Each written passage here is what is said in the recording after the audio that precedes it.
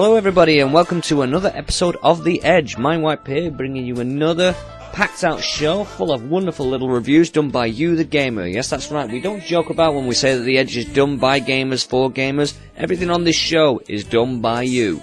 So let's kick on straight into our first video and we'll see what the show shows for us.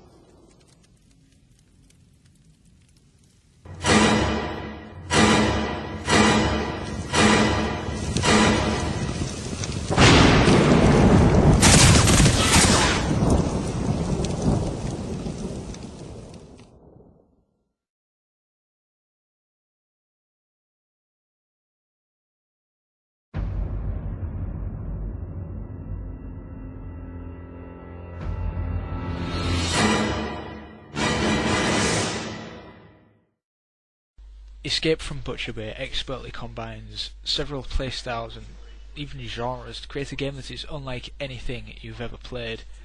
Every single part of the game, every feature, every element is all just as good as it possibly can be. This is just one of the best games ever made. Escape from Butcher Bay is, at a glance, a first-person shooter, but within half an hour of playing the game you will have used stealth to kill or evade your enemies, you will have participated in high-action firefights, you will have interacted with neutral NPCs whose dialogue drives the narrative forward, and you will have accepted side missions not related to the central story. At a glance, it is a first-person shooter, but it just really isn't.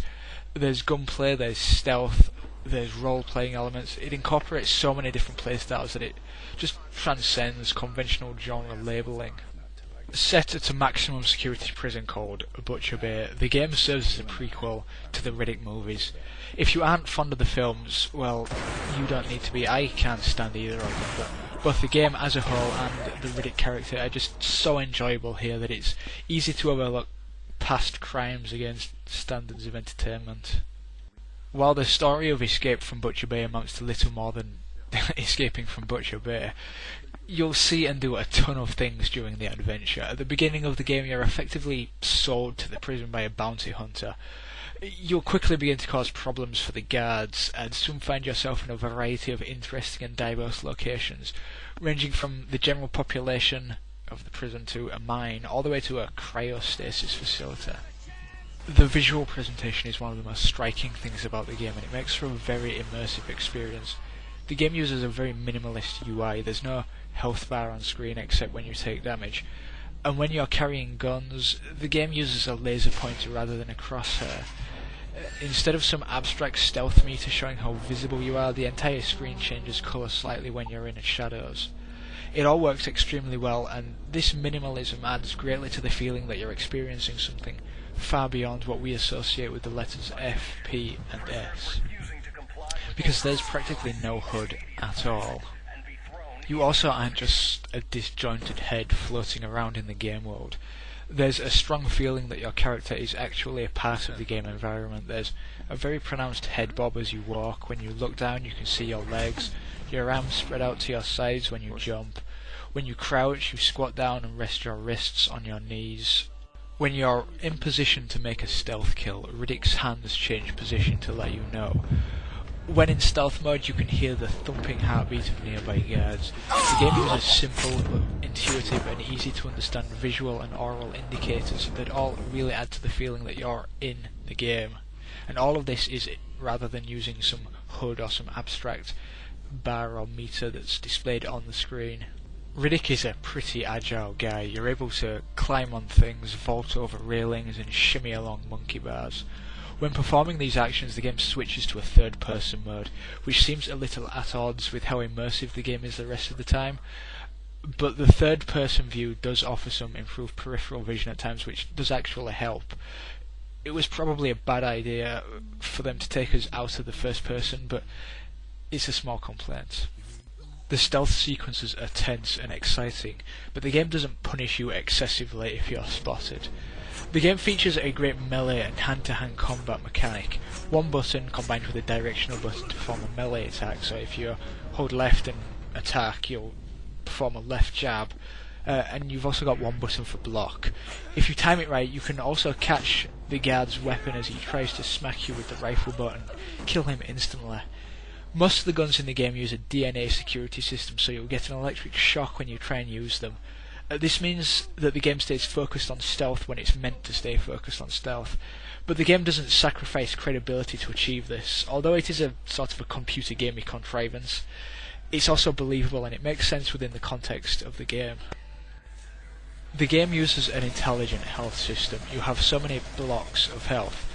Blocks which have been partially depleted will regenerate if you stop taking damage for a while, but if you lose the entire block you need to use a Half-Life style health station scattered throughout the prison, sort of like there in Black Mesa, to get it back. It's a variant of the shield health system, but it works much better than the traditional shield health system. Another very impressive thing about the game is how well paced it is. In most other games, most especially shooters, you'll do the same thing over and over and over and over again. In Escape from Butcher Bay, you'll swap between stealth sequences, gunplay sequences, and NPC interaction sequences that are all just so expertly paced that you'll never have time to really adjust to what you're doing before you're doing something else. Which means the game never even begins to stagnate in the way that other games might. You'll find yourself creeping through air vents one moment, competing in bare-knuckle fighting competitions the next, and storming through the prison in an Ed 209 style droid the next. Even the very best games can become repetitive, but this is just not the case with Escape from Butcher Bay. There's absolutely no filler in the game at all. Everything you do, everywhere you go feels purposeful. It all feels like it's helping you on your way toward escaping. Nothing at all feels unnecessary. The game is pretty short, it's only around 7 or 8 hours long, but the content and pacing far more than make up for this lack of length. The level design is impressive. While the game is essentially a linear corridor game, the environments often make you feel like it isn't. You're led from one area to the next in such an expert manner that it really doesn't feel like you're being led at all. It feels natural, and given that the game is set in a prison, the narrow corridors and locked door after locked door feel contextually accurate. It's pretty hard to complain about linearity in a maximum security prison. But even while it is pretty linear, you're often given multiple routes through certain areas. You're able to take the slower but more rewarding stealth route, or the quicker but more exciting and perhaps more dangerous combat route. Visually, the game is pretty spectacular. Starbreeze's proprietary engine does have a pretty plasticky look, a lot like the Doom 3 engine, but the game still looks pretty awesome. There's a strong focus on darkness and shadows, which gives the game a very moody feel, and the dirty, almost grayscale metallic environments add quite a lot to the ambience. The overall presentation is extremely good. From the cinematic opening sequence that's easily as good as a game has ever managed, to the frequent cutscenes featuring over 30 voice actors, everything is of an extremely high standard. The dialogue and voice work are great. Voice actors like John DiMaggio and Debbie Mae West give great performances, and Vin Diesel's voice work as Riddick is actually much more enjoyable than in either of the films. The dialogue also feels authentic. The game doesn't hesitate to use foul language, and it's satisfying to play a game that has clearly been made with an adult audience in mind. Escape from Butcher Bay is just pretty much perfect. Everything about the game is so expertly crafted that it's just one of the most enjoyable, most playable games I've ever encountered. The only complaint I can really come up with is that it's just too short, but its sheer quality means that you'll probably want to play it again and again, and being able to play through the game listening to developer commentary is a very welcome option. In short, Escape from Butcher Bay is a game that everyone should play.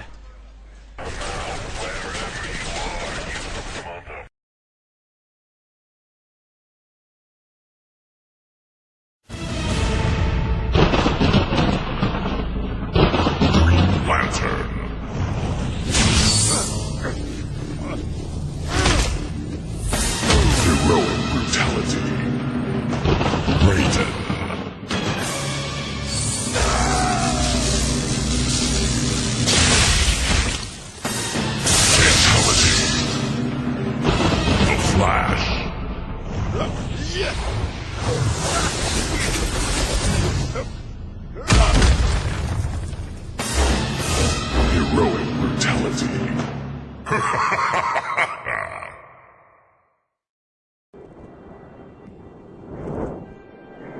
Will I find the light? Or be swallowed by darkness? I sense hope. Will I foresee harm? Will I know the blade? And taste the blood?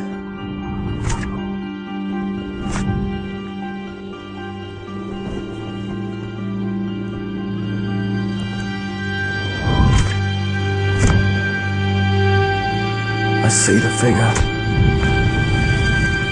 I see its shadow. I see myself. Fable 2. Who will you become?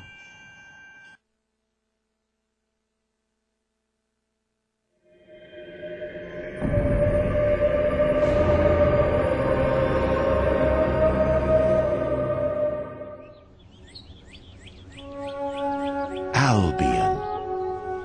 A land bursting with life, beauty and light. Its people unaware of the darkness that awaits them. Now they face their greatest threat, and they need their greatest hero. You. Unless someone better comes along. A champion who will make a stand. In a world where only the brave and the reckless venture far, while the rest hide cunningly in the bushes. And only the foolish don't pack emergency underpants, battle fiendish evil, and journey into its very heart. Live by your wits, or rule by sheer strength. Be feared, be worshipped, be mocked, be loved, be a legend. Who will you become? Fable 2. Hello everybody, so you just saw 2 teasers for Fable 2, and I'm going to be showing other clips from those teasers now. And both teasers make the game look very good, obviously. You may have seen other teasers for the game, or gameplay already, and from that we can definitely see the reason that Fable is one of the most highly anticipated RPGs for 2008, and has been long in the making. It's been delayed several times, but the end product looks very good. We have Albion 500 years later than the original storyline was set. A lot of the main features are the same. The map in Fable 2, though, is actually 10 times larger than the original. So there's obviously going to be a lot more to do in this one. There are a lot more quests and options and side quests you can do now, instead of the original storyline that you had to follow. There is a lot more to do now in Albion, and there is going to be a much longer storyline that you can change depending on your decisions as you go along. Much differently from the first one, your light and dark decisions will really change the land this time, and the quests that you go on. There's a new combat system also, which looks very good. The magic system got revamped, and instead of bows, now we have guns. So you now can have a sidekick, a dog that follows you, and depending on how you act towards it, can be very helpful to you. The hobs got revamped, so they're no longer those pathetic things. There's a new way of performing actions. There's going to be some type of slider bar where you, depending on how you react in that mini game, it will affect your little performance. Cutscenes look great, and overall everything looks spectacular. So I'll have a video for everybody tomorrow. Just look out for that. Please subscribe, and see you later.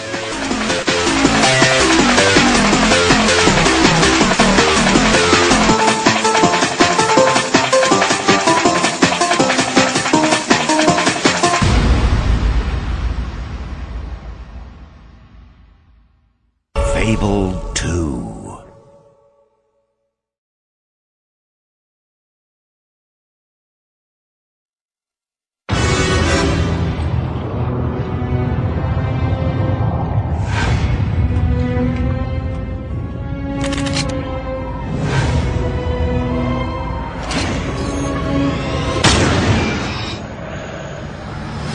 I thought I could trust you. You said you weren't motivated by revenge. I'm motivated by my duty.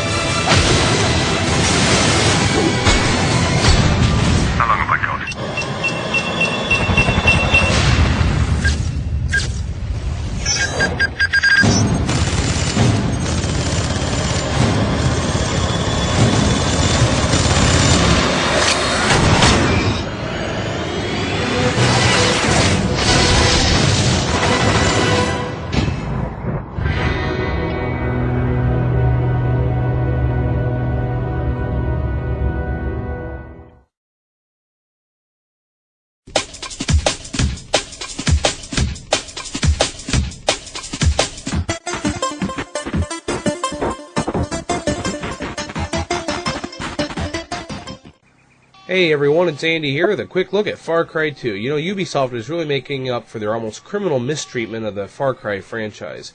Gone in the game is Jack Carver, but instead you've been replaced by a hero of your selection. As you can see, I just slept on a cot, and what that does, it allows me to save the game and pass the time outside. Why is this important? The game has a full 24-hour clock cycle from day to night. Now, one thing I don't like about the game is the weapons seem to jam like it is right here quite a bit, and the blood is really good in the game as well. But the weapons just jam in inopportune times. However, to make up for some of this stuff, you know, everything can't be perfect. Look at the way that the modeling just moves between the mounted gun, and then when I get back out of the mounted gun, it goes right back down to the steering wheel again. It's just really smooth animation. You know, I just wish they would have an option for the gun jamming. You know, maybe they can tone it down a little bit. So yeah, there I go right back in the driver's seat. Alright, and vehicles are fully drivable. There's boats, hang gliders, all kinds of vehicles you can drive around in. They actually steer very well. There's also a game map that'll let you look all over the map to see where your objectives are. There's also little tiny PDAs you can see mounted to the dash. It's like a small version of the map. It helps you find the in-game currency, which I'll get to in just a little bit. Now, the game is pretty much 20 by 20 square miles of open world to explore and adventure in. So now let's see, I'm pulling up to a bus depot, and these are very important in the game as well. You can see my little green meter is going off. That means there is a case full of diamonds around here somewhere. So what do? You pull out the map by pushing 5 on the computer version, and whenever that light lights up bright green like that and stays on, that means you're looking directly towards where a diamond case is. So you have to look around where it is, and this allows you to buy upgrades in the single-player mission as well as the multiplayer, but you earn those in a slightly different way. Speaking of which, the multiplayer is just your standard fair of death match with a couple other matches thrown in, and you know, it's just like playing any other first-person shooter. Now, here's the in-game currency. You find it. It's in a briefcase, so you just pick it up there. In this case, I got 2, and I have a total sum of 35 now. There's 221 briefcases scattered throughout the map. The physics in the game are amazing. Everything seems to just be alive in the game, including the fire, and I'll get to that here in just a second. Here's the bus transit map, and I'm about ready to torch it. The bus transits allow you to get around from place to place really quickly. You can see fire catches to almost everything that you burn. That's right, you have a flamethrower that you start with, so this kind of helps, and you can replenish it by picking up gas tanks. Now I'm taking a little bit of damage here, and I'm going to show you how the medicine you take can heal you back up. So I'm going to try to catch the tree on fire here. Oh yeah, there you go. The fire is spreading like crazy now. So what you do, you push H, and yeah, you inject yourself with a needle, and that's how you basically get back in shape. Now as you can see, the fire is very, very wicked in the game, and it seems to follow the wind quite well. As you can see, the tree is on fire now, and it just keeps burning and burning and burning until there's nothing left. I've seen fire snake across buildings before and take out all of the stuff in sight. It's actually a pretty cool effect. Now, let's see, we'll get back in here. Oh, one neat thing to do is to watch the billboard burn. Now keep in mind how it looks right now, because as things burn, they char. That's the way it is in real life, so let's check this out. This is just really cool. This billboard just ignites and slowly chars, where the message on it cannot be seen anymore. Yeah, it's a very, very nice effect, and just adds a little bit extra to the in-game realism. The fire can also be used as a weapon to scare away enemies, and it becomes really handy later in the game. Now, basically, I'm going to go over here, and I'm going to take over what's called a safe house. This is basically the safe point that I started in the game. And to unlock these, you just basically have to kill off the villains that are around there. And I can shoot at them, of course, with a mounted gun. I'm going to go ahead and get out of it, and once again, the animation is really tight there. I'm going to go up here, I'm going to fight on foot. I'm going to chuck a grenade, and yeah, they're very effective in the game. Yeah, look at the trees swaying in the background, there's stuff falling off of it. It's really nice. So let's go up here, and let's catch this guy on fire. See how this animation looks. Yep, looks very well. He's down. You can see I've just unlocked the safe house. Now, you know, there's a lot more in the game as well, and it's just take a while, because there's a lot of places to do and see in games. For instance, if you light the bullets on fire that you can pick up, check out what they do. They explode like in real life and start firing random shots at everything in its path. This can be handy if there's a group of enemies. Just chuck grenades and all of them are getting shot up like there's no tomorrow.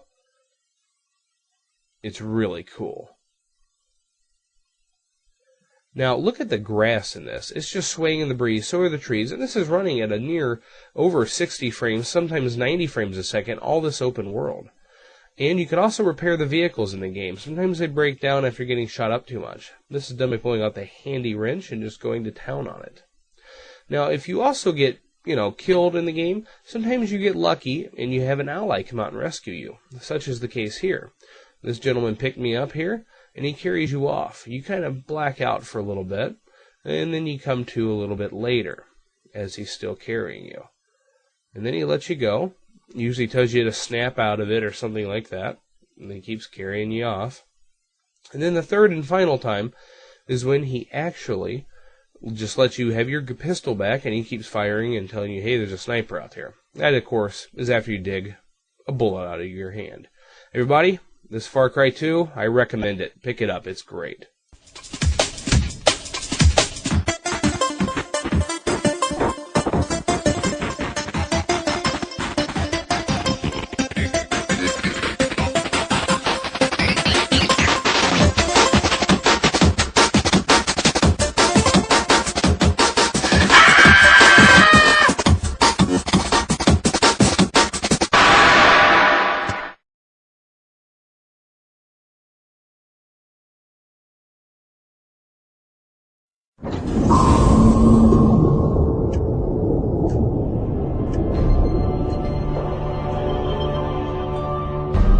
It was the last days of the USSR. The wolves were at the gates, and Moscow was about to fall.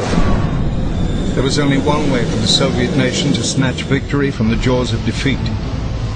They needed to erase the man most responsible for the scientific superiority of the capitalist pigs, the man who made them invincible, Albert Einstein. Using a revolutionary yet untested new time travel technology, 3 glorious Soviet patriots journeyed into the past to eliminate the greatest scientific mind of the 20th century. In this brave new future, the motherland is now the aggressor, and the countries allied against us are on the brink of extinction. But in their determination to defeat one mortal enemy, they inadvertently spawned a new, far more dangerous adversary, the nightmarish technology cult known as the Empire of the Rising Sun. While we and the Allies battled amongst ourselves, the Empire secretly built an immense army, which they have now unleashed upon us both.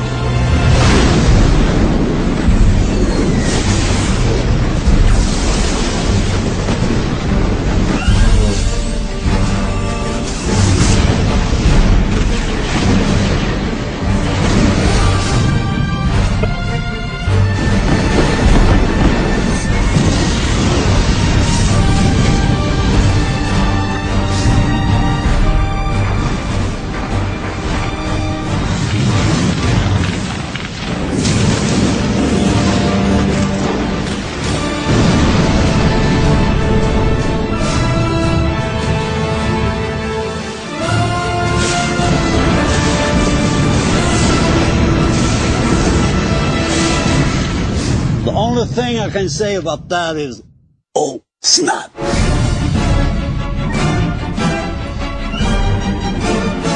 Good luck saying no to this face.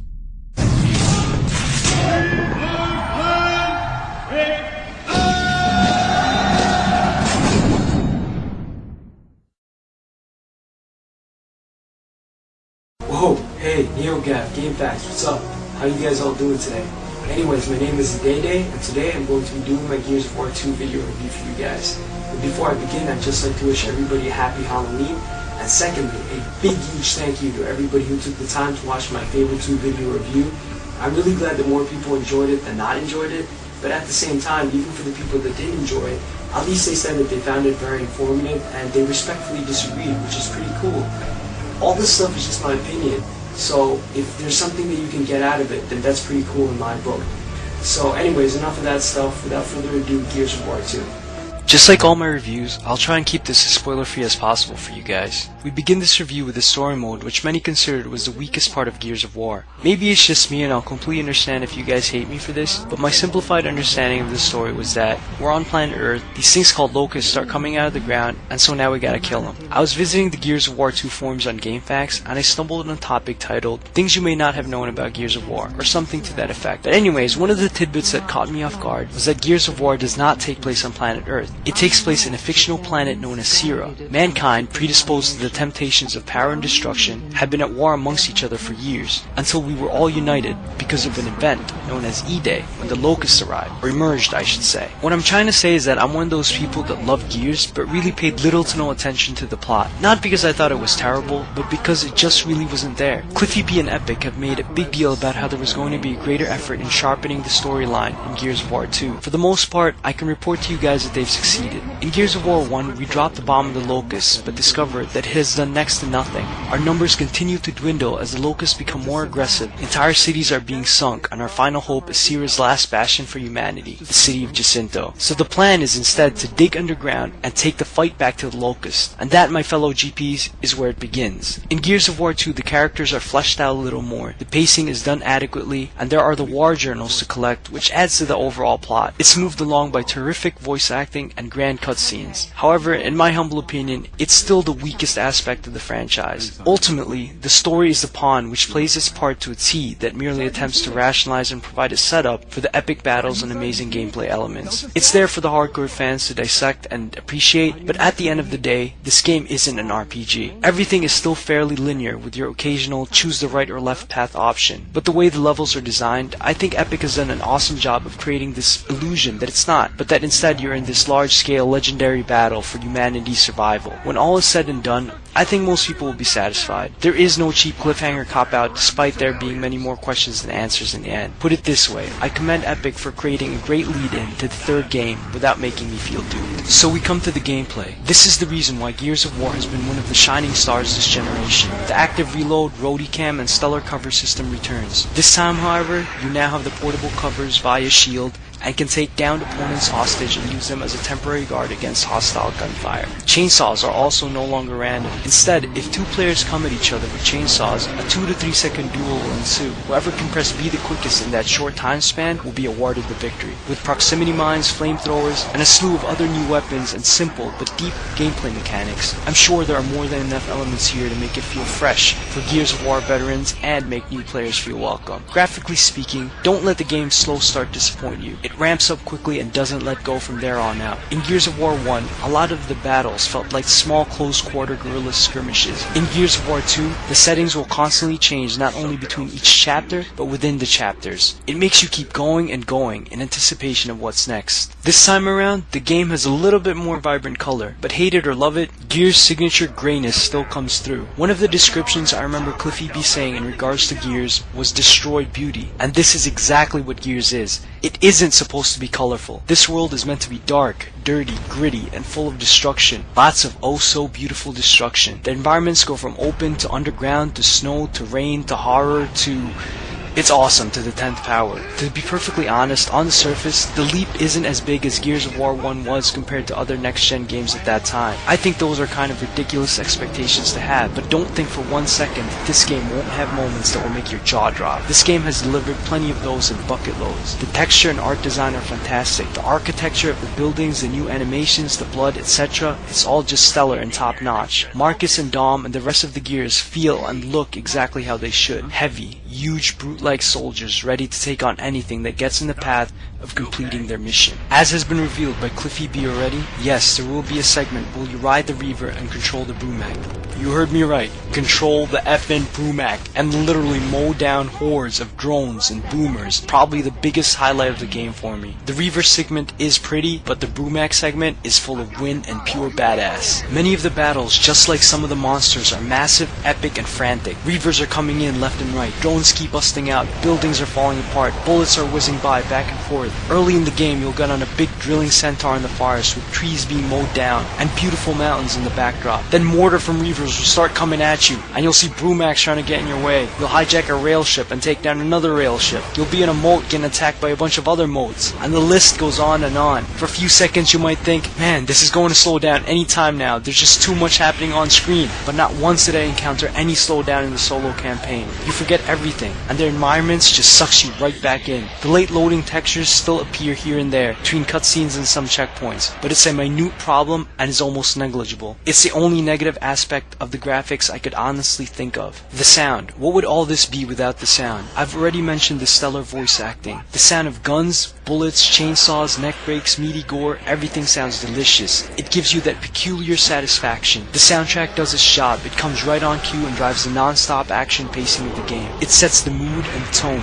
You can really tell that Epic spent a lot of time putting the entire package together, taking no shortcuts. So my final score for this game is, oh yeah, the multiplayer. I haven't even mentioned that yet. I usually don't like reviewing multiplayer features of games like this, since a lot of bugs, exploits, patches, and evolution of the community in general usually can't be properly analyzed until months after the game has been released. However, this is the meat of Gears of War, and is where many gearheads will toil hours of their lives upon, so I couldn't end this review without going into it. There are now 9 multiplayer modes in total. The campaign I played through and finished entirely in co-op with my little brother on the hardcore setting, although I spent 4 hours or so in normal mode offline, just to see the differences. There are 4 difficulty settings instead of just 3. Casual, normal, hardcore, and insane. Insane only opens up after you've beaten the game. I'm not really sure how Epic makes it work, but one player can be in a different difficulty setting than the person they're playing with. In casual and normal, when you're offline, Dom can now revive you instead of you automatically dying. 98% of you guys watching this right now are probably from GameFAQs and NeoGAF, so I know you guys would fall into core gamer category. I would highly recommend playing in hardcore, as casual and normal are just too ridiculously easy. In fact, I'm actually disappointed that Epic didn't open up insane from the get-go, as that could have easily bumped up the amount of hours to 15 plus. It took my brother and I exactly 10 hours to finish on hardcore. I'm sure if I had done it all by myself offline, it would have taken me 12 to 14 hours. So the game is definitely longer than the first Gears, which easily hits single digits in hours, even while playing offline only. I know there's no 4-player campaign co-op. It's only Dom and Marcus again in the campaign. While you're playing the game, plot-wise, you're going to realize why. It does make sense in the overall scheme of things. Epic makes up for it with Horde, where you and 4 other players take on wave after wave of enemies. It's almost like an arena of sorts. I could be wrong, but there are 15 levels, each level with 50 waves. If you die, you'll only respawn if your team makes it to the next wave. Today, while playing on Insane, it took my brothers and I, which would be a party of 3, about an hour to get through to wave 7. This was easily the mode that had all of us hooked, and I'm sure we'll get a lot of people also. Bots also makes its debut. There's really not much I can say about the AI in this game. They're a great addition and do their job, but it's no comparison to another live human being. What can I say? I've been spoiled by Xbox Live. We played System Link using 3 Xbox 360s, so I don't know if the bots can be used in XBL. I'm sure it will, but probably not on ranked matches. Warzone returns, which is basically your standard deathmatch. Most of the multiplayer can now accommodate 10 players instead of just 8. All it means is the action just gets bigger, faster, and better. The new gameplay mechanics, like taking someone hostage and portable covers, are really what's going to differentiate this from the previous game and mix things up. Annex and King of the Hill are also present. New to the franchise are Guardian, Wingman, and Submission. Guardian is kind of like Assassination. Teams get infinite respawns as long as the team leader is alive. Submission is sort of like Capture the Flag, except the flag is a hostile person you have to take hostage. Wingman is one that's probably completely new. There can be a total of 5 teams consisting of 2 players each. Your partner will be a clone of you. There's 1 life per round, and the winner is which team has the most kills. We tried all these multiplayers briefly, but it was Horde that we ended up going back to the most. To sum it all up, Gears of War 2 is a remarkable blockbuster sequel that no 360 fan, or video game fan for that matter, should go without. It lives up to the hype and is most definitely going to be a contender for Game of the Year in my book. If you love Gears of War, you're going to fall madly in love with Gears of War 2. If you didn't like Gears of War, then this game has enough fresh content to warrant a second shot, or at least a rental to make a final verdict. Overall, I give this game a 9.7 out of 10. My gaming pals, feel free to disagree. Until next time.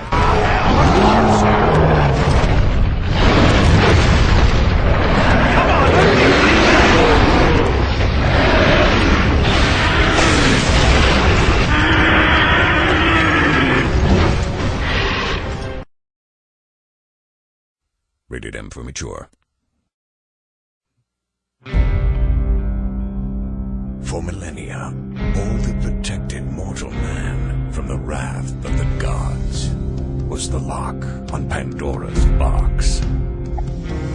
Now, the box is open, pitting man against myth in a battle for the ages.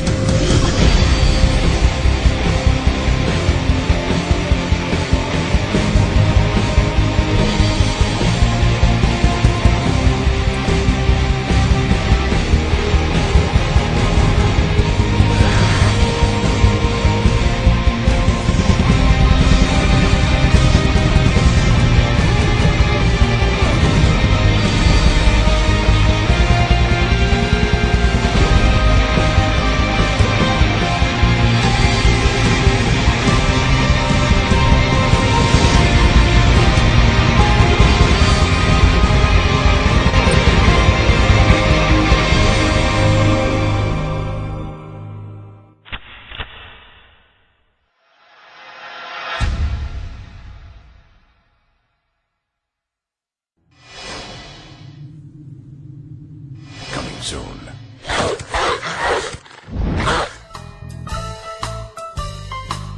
Well folks, that's it for episode 8 of The Edge. I'd like to wish everybody for the coming couple of days a very good happy Halloween. And I'd also like to remind you all, if you do want to make a submission to The Edge with email feedback or a submission of a video you'd like to see on the show, be sure to mail it to edge@gamingunlimitedtv.com. As well as that, be sure to go to thetotalgamer.com and check out all the wonderful other podcasts we've got there. We've got the weekly Pit Stop, which is done by Bion Monkey and Death Vanquish, which is a funny machinima style review news show that shows off the best of each week's news. You've also got Gaming Unlimited's main show with Kid Dog and Spy 101, and of course the madness itself, the Gamer's Garage, hosted by Crash, O'Cotter, Misfire and a dozen other people whenever they get them on. Be sure to check all of those various shows out at thetotalgamer.com. We've got ladder leagues, we've got a video sharing area, etc, etc. Also, if you are actually downloading this from iTunes, why not give us some feedback and leave us a nice iTunes review? You know, you can even turn around and say, "My wipe, that is a pain in the ass show, stop putting them up." I don't care, as long as it's something positive about what you're liking about the show, send us an iTunes review as well. Anyhow, this has been my wipe. Until the next episode, folks, I'm going to leave you with this one. This is going to be very nostalgic for some of the old school gamers out there. Until next time, folks, take it easy.